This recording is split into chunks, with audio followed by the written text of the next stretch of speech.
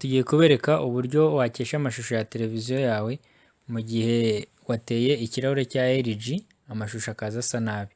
Urabona kuri iyi tikoni ya LG, iyo amashusho ari kureba nabi ufata iyi resistance ya gatatu, iyi resistance ya gatatu ukayimura ukayitera hano kuri resistance ya 20 biba byanditseho, ariko turi no kuhakwereka. Kuvuga iriya resistance ya gatatu niyo ufata ukayishyira hariya ku mwanya wa 20.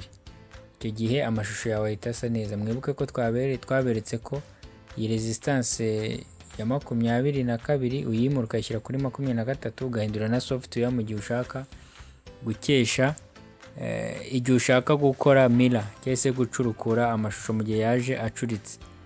Hanyuma iyi resistance ya gatatu niyo ugomba gufata ukayimura, wakoresha fera sudi cyangwa se ugakoresha gani, icyakorohera nicyo wakwifashisha.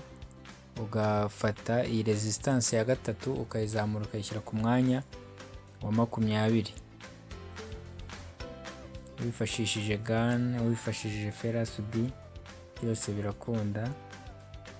Tubibutse ko kuri Eshuri TV muhasanga amasomo agiye atandukanye, tubasaba gukomeza gukora like, share ndetse na subscribe kugira ngo amasomo n'ibiganiro tugenda tubagezaho mujye mubibonera ku gihe.